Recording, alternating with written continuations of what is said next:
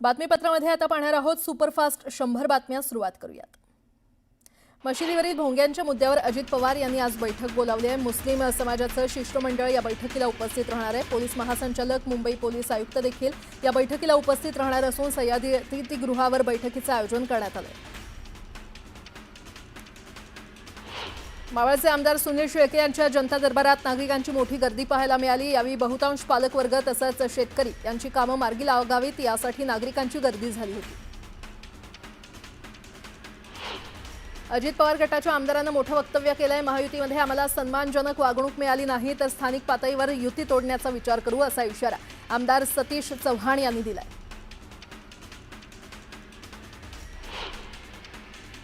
आता केवळ 72 तासात पीएफ खात्यातून 5 लाख रुपयांपर्यंत पैसे काढता येणार आहेत। ही मर्यादा पूर्वी 1 लाख रुपये होती। केंद्रीय मंत्री मनसुख मांडवीय यांनी ही माहिती दिली आहे।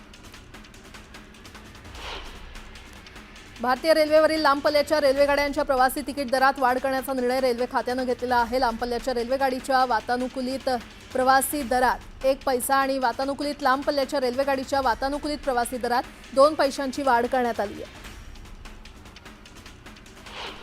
भारतीय रेल्वे आरक्षण चार्ट संबंधित ट्रेन निघण्यापूर्वी 24 तास अगोदर जारी करण्यात आहे आणि यापूर्वी चार्ट 4 तास अगोदर तयार केला जायचा। आता या नियमामध्ये बदल केला जाणार आहे। अनुसूचित जमातीच्या विद्यार्थ्यांच्या वसतिगृहांमध्ये प्रवेश घेणाऱ्या विद्यार्थ्यांना शासनामार्फत दिल्या जाणाऱ्या निर्वाह आणि आहार आणि शैक्षणिक साहित्य खरेदीच्या भत्त्यामध्ये वाढ करण्यात आलेली आहे। आदिवासी वसतिगृहातील विद्यार्थ्यांचा भत्ता दुप्पट करण्यात आलाय। एसटी बसचं तिकीट काढण्यासाठी आता मुंबई वन कार्डचाही वापर करता येणार आहे। मेट्रो, मोनो रेल्वे पाठोपाठ एसटीनं देखील हा निर्णय घेतलाय। हे कार्ड मुंबई महानगर प्रदेशात लवकरच लागू होणार आहे। शिवपुलाच्या दक्षिण बाजूकडील पादचारी पुलाचं काम रेल्वे खात्यामार्फत सुरू असून ते 31 ऑगस्टपर्यंत पूर्ण केलं जाणार आहे। 31 ऑगस्ट नंतर मुख्य पुलाच्या दक्षिणेकडील भागाच्या तोडकामाला सुरुवात केली जाणार आहे। मुंबईतील वाहतूक व्यवस्था अधिक जलद करण्यासाठी एमएमआरडीएनं तब्बल 12,000 कोटी रुपयांच्या 19 टेंडर्सना मंजुरी दिलेली आहे। त्यातून मेट्रो सेवेचं मोठं जाळं विस्तारित करण्यात येणार आहे। नागपुरात शाळा उघडताच स्कूल, बस, व्हॅन, ऑटो रिक्षांवर वाहतूक पोलिसांनी कारवाई सुरू केली आहे। नियमांचं उल्लंघन करणाऱ्या 150हून अधिक वाहनांवर कारवाई करण्यात आली आहे। प्रादेशिक परिवहन कार्यालयानं मोटार वाहन कायदा आणि मुंबई मोटार वाहन कर कायद्यातील तरतुदीप्रमाणे वेगवेगळ्या गुन्ह्यांसाठी वाहनांवर कारवाई करण्यात येते। या माध्यमातून गेल्या वर्षभरात वडाळा आणि अंधेरी आरटीओच्या माध्यमातून 673 वाहनं जप्त करण्यात आली आहेत। मुंबई शहर जिल्हाधिकारी कार्यालयातील सेतू केंद्र हे नागरिकांच्या मदतीचा सेतू बनतंय। या सेतू केंद्राच्या माध्यमातून जानेवारी ते जून या कालावधीत सुमारे 1.5 लाख नागरिकांनी या सेवेचा लाभ घेतला, अशी माहिती जिल्हाधिकारी आचल गोयल यांनी दिली आहे। गेल्या 10 ते 12 दिवसांपासून भाववाढ झालेल्या सोन्याच्या भावात मंगळवारी 2,000 रुपयांची घसरण झाली आणि यामुळे सोनं 97,400 रुपयांवर आलं। तसंच चांदीच्या भावात देखील 500 रुपयांची घसरण होऊन ती 1,07,000 रुपयांवर आली। उच्च न्यायालयातील वांद्रे पूर्वेतील आरक्षित भूखंड सार्वजनिक बांधकाम विभागाला निःशुल्क हस्तांतरित करण्यास मंत्रिमंडळ बैठकीत मान्यता देण्यात आली आहे। वांद्रे पूर्वेकडील शासकीय वसाहतीतील 90 एकर जागेपैकी 30 एकर भूखंड उच्च न्यायालयाला देण्याचा निर्णय घेण्यात आला आहे। या भूखंडावर उच्च न्यायालयासाठी नवीन संकुल उभारण्यात येणार आहे। स्वामी समर्थनगर ते विक्रोळी मेट्रो 6 मार्गिकेच्या कारशेडचा तिढा अद्याप सुटला नसल्यानं प्रकल्पाच्या कामाला मोठा विलंब झालाय। त्यातून या मेट्रो मार्गिकेसाठी सल्लागाराला मुदतवाढ देण्याची वेळ मुंबई महानगर प्रदेश विकास प्राधिकरणावर आली आहे। त्यातून या सल्लागाराच्या कामाचा खर्च तब्बल 39.61% वाढून 104 कोटी रुपयांवर गेलाय। हा खर्च तब्बल 29 कोटी रुपयांनी वाढलेला आहे। सैफी भुआनी अपलिफ्टमेंट ट्रस्टनं सामाजिक जबाबदारी घेत भेंडी बाजारमध्ये देशातील पहिला सामूहिक पुनर्विकास प्रकल्प राबवत पगडी पद्धतीत राहणाऱ्या सर्वसामान्यांना हक्काचं घर मिळवून दिलंय। प्रकल्पाचा दुसरा टप्पा या वर्षाअखेरीला पूर्ण होणार असून त्यात 1200हून अधिक कुटुंबांना 375 ते 1100 चौरस फुटांची घरं आणि 2,500हून जास्त व्यावसायिक गाळे दिले जाणार आहेत। राज्यातील आयटीआय अभ्यासक्रमांच्या प्रवेश प्रक्रियेचं सुधारित वेळापत्रक राज्य व्यवसाय शिक्षण आणि प्रशिक्षण संचालनालयानं जाहीर केलेलं आहे। या सुधारित वेळापत्रकानुसार 30 जून रोजी प्रसिद्ध होणारी प्राथमिक गुणवत्ता यादी आता 28 जूनला प्रसिद्ध होणार आहे। कोकणात पावसानं दमदार हजेरी लावली आहे। रायगड आणि रत्नागिरी जिल्ह्यासह नाशिक, पुणे, सातारा आणि कोल्हापूरच्या घाटमाथ्यावरील परिसराला आज ऑरेंज अलर्ट देण्यात आला आहे, तर मुंबईसह विदर्भातील जिल्ह्याला येलो अलर्ट देण्यात आला आहे। मुंबई शहर आणि उपनगरात पावसाचा बऱ्यापैकी जोर आहे। मुंबईत देखील पाऊस अधूनमधून कोसळत असून मध्यरात्री वाऱ्यासह पाऊस कोसळतोय। आज मुंबई शहर आणि उपनगरात आकाश ढगाळ राहणार असून मध्यम ते मुसळधार पाऊस पडण्याची शक्यता हवामान खात्यानं वर्तवली आहे। पुणे जिल्ह्याच्या खेड आणि शिरूर तालुक्यासाठी वरदान ठरणारं आरळा नदीवरील कळमोळी धरण हे ओव्हरफ्लो झालंय। धरणातून आरळा नदीत चासकमान धरणासाठी 2000 क्युसेकनं पाण्याचा विसर्ग सुरू करण्यात आलाय। मुंबई आणि नवी मुंबईतल्या अनेक भागात संततधार पाऊस पडतोय। काही दिवसांपासून दडी मारलेल्या पावसाच्या पुनरागमनानं उकाड्यापासून नागरिकांना दिलासा मिळाला। पुणे शहराला पाणीपुरवठा करणाऱ्या खडकवासला धरण साखळी प्रकल्पातील 4ही धरणांमध्ये मिळून 11.27 अब्ज घनफूट एवढा पाणीसाठा आहे। दरम्यान धरणाच्या पाणलोट क्षेत्रातील पाऊस कायम राहिल्यामुळे खडकवासला धरणातून मुठा नदीपात्रात विसर्ग देखील कायम ठेवण्यात आलाय। कोयना धरणात गेल्या 24 तासात जोरदार पाऊस पडत असून 5 टीएमसी पाण्याची वाढ झाली आहे। धरणात 41 टीएमसी पाणीसाठा जमा झालाय। धरणामध्ये 31,252 क्युसेक पाण्याची आवक सुरू आहे। रत्नागिरी, रायगड जिल्ह्यामध्ये गेल्या 2 दिवसांपासून संततधार पाऊस कोसळतोय। रायगड जिल्ह्यामध्ये मंगळवारी सकाळपर्यंत सर्वाधिक पावसाची नोंद झाली आहे। काही भागात 100 मिलीमीटरपेक्षा अधिक पाऊस नोंदला गेला आहे। दरम्यान पुढील 2 ते 3 दिवस या भागात पावसाचा जोर कायम राहणार असल्याचा अंदाज हवामान खात्यानं वर्तवला आहे। नागपूरसह विदर्भातील बहुतेक जिल्ह्यात सोमवारी रात्रीपासून रिमझिम पाऊस पडतोय। बुधवार आणि गुरुवारी पावसाचा जोर आणखी वाढण्याचा अंदाज हवामान खात्यानं वर्तवलेला आहे। मुंबईला पाणीपुरवठा करणाऱ्या धरणात समाधानकारक पाणीसाठा जमा झालाय। या धरणांमध्ये 28% पाणीसाठा जमा झालाय, त्यामुळे आता राखीव पाणीसाठा उचलण्याची गरज राहिलेली नाही। जून महिन्याच्या 29 तारखेपर्यंत पुन्हा मोठ्या उंचीच्या लाटा उसळणार असून पाऊस आणि वारा यामुळे त्याची तीव्रता वाढण्याची शक्यता आहे। समुद्रकिनारी असणाऱ्या घरांची तसंच किनाऱ्यालगत नांगरून ठेवलेल्या बोटींच्या सुरक्षिततेचा प्रश्न उद्भवणार आहे। नाशिकमध्ये पावसानं उसंत घेतली आहे आणि त्यामुळे गोदाघाटातील पाणी ओसरण्यास सुरुवात झाली आहे, तर गंगापूर धरणातून देखील पाण्याचा विसर्ग कमी करण्यात आला आहे। अहिल्यानगरमधील श्रीगोंदा पोलीस ठाण्याच्या हद्दीमध्ये मोठी धडक कारवाई करण्यात आली आहे। पेडगाव रोडवरील सोनावणे वस्ती शेजारी असलेल्या स्वप्नील खेत्रे यांच्या पोल्ट्री फार्ममध्ये बेकायदेशीरपणे सुरू असलेल्या जुगार क्लबवर छापा टाकण्यात आला। या कारवाई दरम्यान पोलिसांनी एकूण 23 आरोपींना ताब्यात घेतलं। या कारवाईमध्ये 9 वाहनं आणि एकूण 37 लाखांचा मुद्देमाल हस्तगत करण्यात आला। गोंदिया जिल्ह्यामध्ये समाधानकारक पाऊस झालेला नाही आणि यामुळे जिल्ह्यातील शेतकरी प्रचंड चिंतेत आहे। जिल्ह्यात शेतकऱ्यांनी शेतात पेरणीची कामं पूर्ण केली आहेत, मात्र सिंचनाची सोय नसलेले शेतकरी आपल्या शेतात ट्रॅक्टरनं नांगरणी करून बहुतांश शेतकरी आकाशाकडे डोळे लावून बसलेले आहेत। पावसाळा आला की रानभाज्यांना बाजारात विशेष मागणी असते। रायगडमधील सर्वच बाजारपेठेत गावरान आणि रानभाज्यांची आवक वाढलेली आहे। शेवळा, पेंढर, करटुली, भारंगा, भोरीची पान, टाकळा आणि टाकळ्याच्या शेंगा, अळू अशा भाज्यांनी बाजारपेठ गजबजलेली आहे। अहिल्यानगरमधील 5 तालुक्यात वर्षानुवर्ष पाण्याचा दुष्काळ होता। 182 गावातील शेती आणि पिण्याच्या पाण्यासाठी निळवंडे धरण बांधण्याचा निर्णय झालाय, मात्र काम रखडल्यानं गेल्या 50 वर्षांपासून लाभक क्षेत्रातील नागरिक पाण्याची वाट पाहत आहेत आणि आता धरण आणि कालव्याचं काम पूर्ण झाल्यानं दुष्काळग्रस्त असलेल्या गावागावात पाणी पोहोचलंय आणि त्यामुळे ज्या गावांमध्ये पिण्याच्या पाण्याची भ्रांत होती तिथे आता चक्क ऊसाची लागवड केली जाते। महाड एमआयडीसीच्या मुख्य रस्त्यावरील नाल्यातून रंगबिरंगी प्रदूषित पाणी वाहत असल्याची घटना समोर आलेली आहे। प्रदूषण नियंत्रणासाठी उभारण्यात आलेल्या सामायिक सांडपाणी केंद्रासमोरील ही घटना आहे। कंपन्यांमधून बाहेर पडणारं हे घातक रसायन मिश्रित प्रदूषित पाणी या नाल्यावाटेत थेट नदीला मिळत असल्यानं जलचरांना देखील धोका निर्माण झालाय। वाशिमच्या कारंजा शहरात एमआयएमचे नेते माजी खासदार इम्तियाज जलील यांची आगामी जिल्हा परिषद नगर परिषद निवडणुकीच्या अनुषंगानं जाहीर सभा झाली। यावेळी मी इतके पुरावे कागदपत्र दिलेत की त्यामुळे संजय शिरसाट गेल्या 20 दिवसांपासून कोणतीही पत्रकार परिषद घेत नाहीत, उलट माझ्या विरोधात काही लोकांना मोर्चे काढण्यासाठी भडकवून दिलंय, असा हल्लाबोल जलील यांनी शिरसाट यांच्यावर केलाय। गोंदियातील पानगावमध्ये 190 गोवंश जनावरं विक्रीसाठी ठेवण्यात आली होती। याविषयी सालेकसा पोलिसांना माहिती मिळताच पोलिसांनी धाड टाकून 2 आरोपींना अटक केली आहे। छत्रपती संभाजीनगरच्या किराडपुरा इथे 200 मिलीमीटर व्यासाच्या मुख्य जलवाहिनीवर अनेक नागरिकांनी अनधिकृत नळ कनेक्शन घेतले होतं। मंगळवारी महापालिकेच्या विशेष पथकानं या भागात मोठी कारवाई करत तब्बल 105 अनधिकृत नळ कनेक्शन तोडले। विशेष बाब म्हणजे पोलीस बंदोबस्तात ही कारवाई करण्यात आली।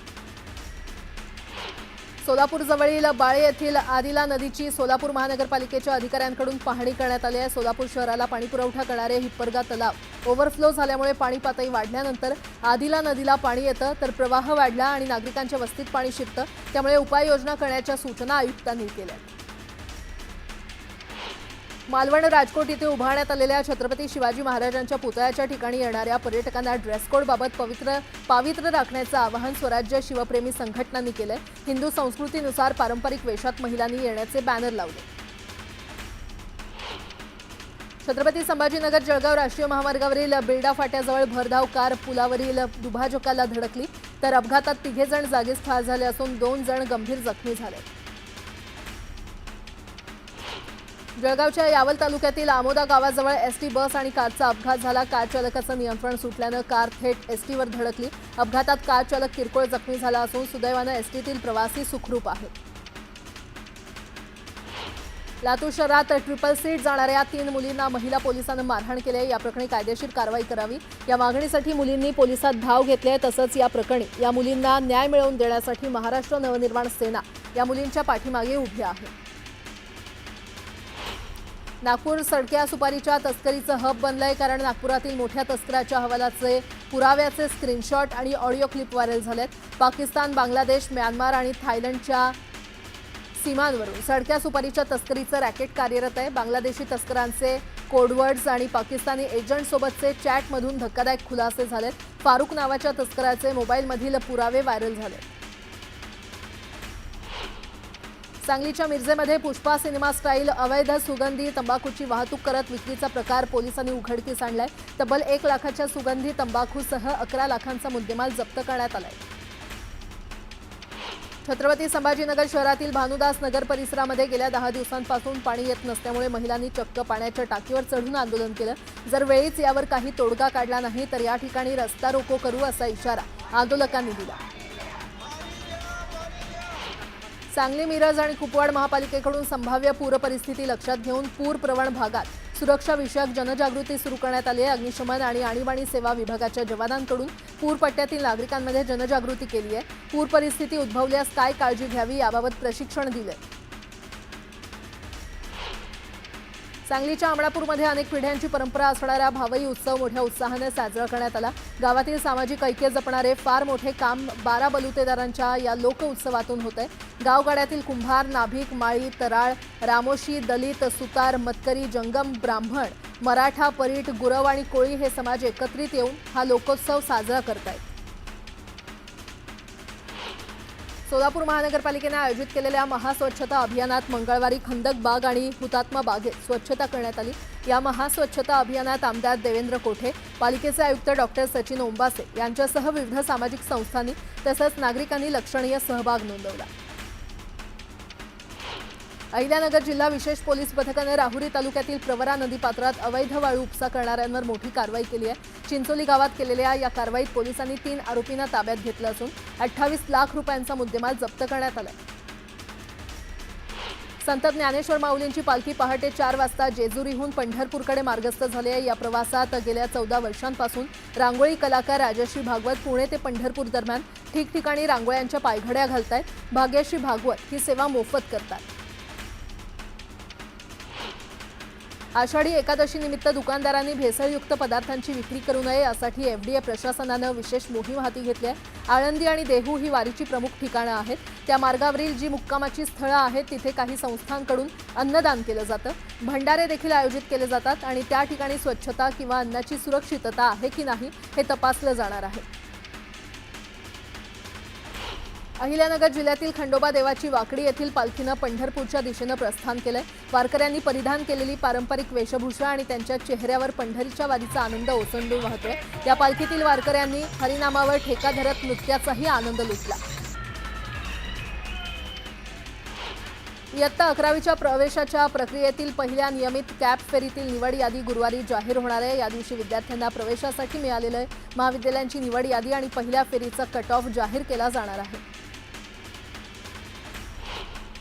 मध्य रेल्वेवरील मुंब्रा रेल्वे स्थानकाजवळील तीव्र वळण धोकादायक असल्याने या ठिकाणी अपघात होण्याची शक्यता रेल्वे अधिकाऱ्यांना होती। त्यामुळे मध्य रेल्वेच्या अभियांत्रिकी विभागाने वळणाच्या ठिकाणी दुर्घटनेच्या 2 दिवसांपूर्वी नवीन वेग मर्यादा लागू केली होती। मात्र हवेचा दाब, लोकलचा वेग, प्रवाशांचा गेलेला तोल या काही सेकंदाच्या घटनाक्रमाने मुंब्रा दुर्घटना घडल्याचा अंदाज वर्तवण्यात आला। मुंब्रा स्थानकाजवळ 9 जून रोजी झालेल्या दुर्घटनेत प्रवाशाचा तोल गेल्यामुळे अपघात घडल्याचा निष्कर्ष मध्य रेल्वेच्या प्राथमिक चौकशीत समोर आलाय। या घटनेत 5 प्रवासी ठार तर 3 जखमी झाले होते। याचा अंतिम अहवाल लवकरच जाहीर होणार आहे। भारतातील पायाभूत सुविधा क्षेत्रात मोठी क्रांती घडवून आणण्याचा संकल्प केंद्र सरकारने केला। याचाच एक भाग म्हणून पुढील 10 वर्षात 2.5 ते 3 लाख कोटी रुपयांचे भुयारी मार्ग प्रकल्पांची उभारणी करण्यात येईल, अशी माहिती केंद्रीय रस्ते वाहतूक आणि महामार्ग मंत्री नितीन गडकरी यांनी दिली आहे। पनवेलमध्ये ताप, डोकेदुखी, सर्दी आणि खोकल्याच्या रुग्णसंख्येत वाढ झाली आहे। हा आजार थोडासा संसर्गजन्य असल्याने घरात स्वच्छता आणि गर्दीमध्ये जाणं टाळण्याच्या सूचना पालिकेच्या आरोग्य खात्याने दिल्यात। नागरिकांच्या सोयीसाठी महापालिकेने रविवारी सुद्धा नागरी आरोग्य केंद्र सुरू ठेवले आहे। पिंपरी चिंचवडमध्ये डेंग्यू, मलेरिया आणि चिकनगुनियासारखे आजार रोखण्यासाठी पालिकेने 11,41,663 ठिकाणांची तपासणी केली। त्यापैकी 7,167 ठिकाणी डास उत्पत्तीसाठी पोषक वातावरण असल्याचं आढळून आलं। त्यातील 1,292 जणांना नोटीसा बजावण्यात आलेल्या आहेत। जळगाव शासकीय वैद्यकीय महाविद्यालय आणि रुग्णालयात सर्दी खोकल्याच्या रुग्णांची संख्या वाढली आहे। 100 रुग्णांपैकी सुमारे 30% रुग्णांना व्हायरल इन्फेक्शनची लक्षणं आढळलेली आहेत। अहमदाबाद येथील अपघातग्रस्त एअर इंडियाच्या विमानाचा ब्लॅक बॉक्स तपासणीसाठी अमेरिकेने मागितला होता। मात्र विमान अपघाताची कारणं शोधण्यासाठी ब्लॅक बॉक्सची तपासणी एअरक्राफ्ट ॲक्सिडेंट इन्व्हेस्टिगेशन ब्युरोमार्फत सुरू असून परदेशात पाठवण्याची गरज भासलेली नाही, अशी माहिती केंद्रीय नागरी विमान वाहतूक मंत्री राममोहन नायडू यांनी दिली आहे। अहमदाबादमध्ये झालेल्या एअर इंडियाच्या विमानाच्या अपघातात 275 लोकांचा बळी गेला आहे। यात विमानात असलेले 241 प्रवासी आणि जमिनीवरील 34 लोकांचा समावेश आहे, अशी माहिती गुजरातच्या आरोग्य विभागाने अधिकृतपणे जारी केली आहे। देशात विमानतळ नसलेल्या ठिकाणी हेलिकॉप्टर आणि लघु विमानांच्या उड्डाणाची सुविधा उपलब्ध करून देण्यासाठी लवकरच स्वतंत्र हवाई वाहतूक धोरण राबवण्यात येणार आहे, अशी माहिती केंद्रीय नागरी उड्डाण मंत्री राममोहन नायडू यांनी दिलेली आहे। आज ऑपरेशन सिंदूरनंतर पहिल्यांदाच भारत आणि पाकिस्तानचे संरक्षण मंत्री समोरासमोर येणार आहेत। राजनाथ सिंह आणि ख्वाजा आसिफ SCO शिखर परिषदेमध्ये सहभागी होणार आहेत। गुजरातमध्ये पुढील 7 दिवस मुसळधार पावसाची शक्यता वर्तवण्यात आलेली आहे। अनेक जिल्ह्यांमध्ये ऑरेंज अलर्ट जारी करण्यात आलेला आहे। सुरत, वापी, वलसाड, अरावली, छोटा उदयपूर, दाहोद या शहरात मुसळधार पावसामुळे परिस्थिती आणखी बिकट होण्याची शक्यता आहे। गुजरातमधील सुरतमध्ये मुसळधार पावसामुळे परिस्थिती आणखी बिकट झाली आहे। अनेक गावं आणि रस्ते हे पाण्याखाली गेलेत। प्रशासनाकडून मदत कार्य सुरू आहे। गुजरातमधील पंचमहालमध्ये मंदिराच्या पायऱ्यांवर पाणी शिरलं। महिला आणि लहान मुलांनी जीव वाचवण्यासाठी रेलिंगचा आधार घेतला। गुजरातमधील पंचमहालमध्ये मुसळधार पावसामुळे रस्ते पाण्याखाली गेलेत। पाण्याच्या जोरदार प्रवाहात एक कार वाहून गेली।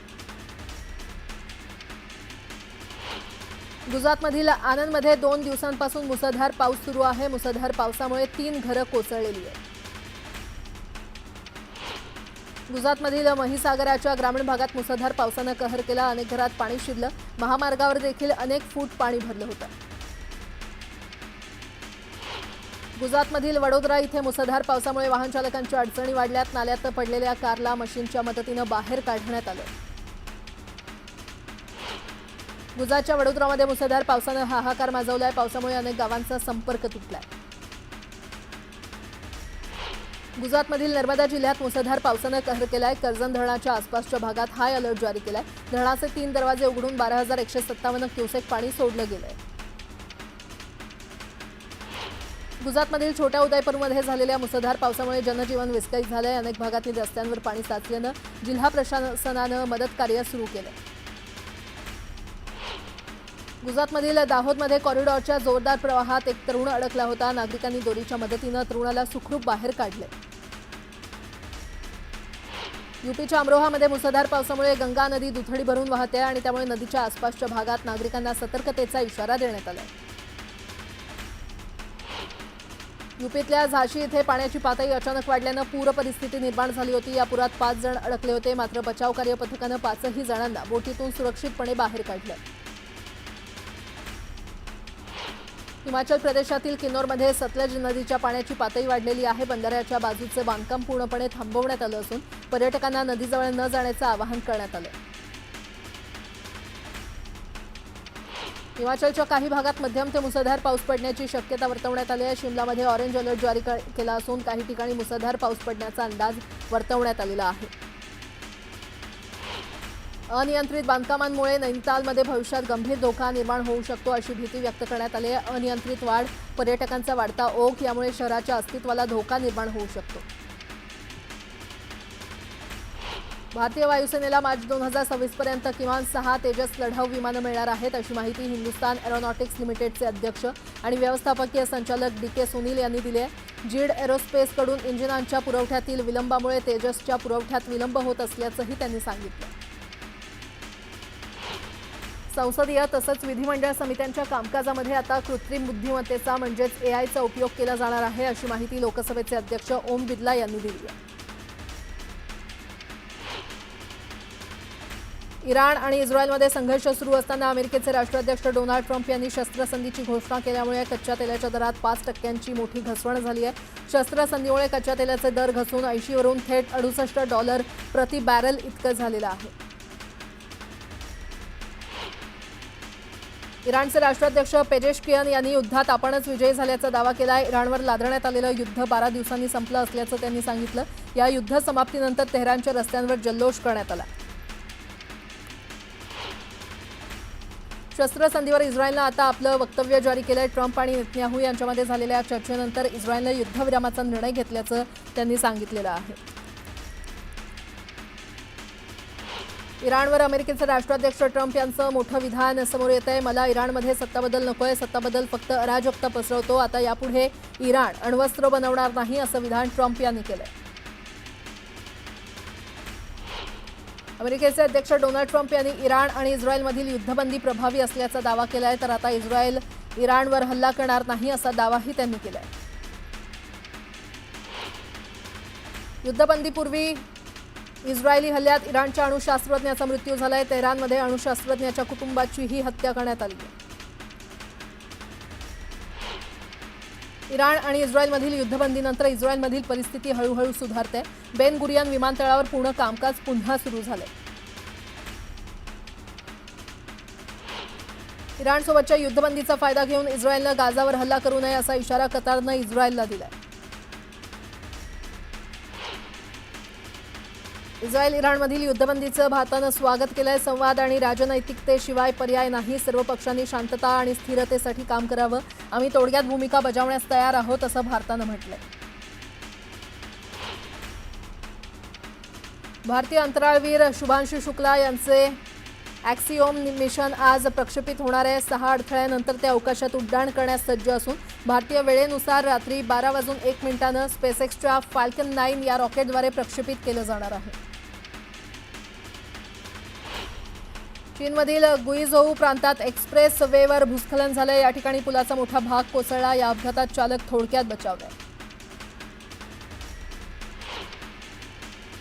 चीनमधील गुईझोऊमध्ये मुसळधार पावसामुळे परिस्थिती बिकट झाली आहे। सर्वात मोठ्या शॉपिंग मॉलमध्ये पाणी शिरलं।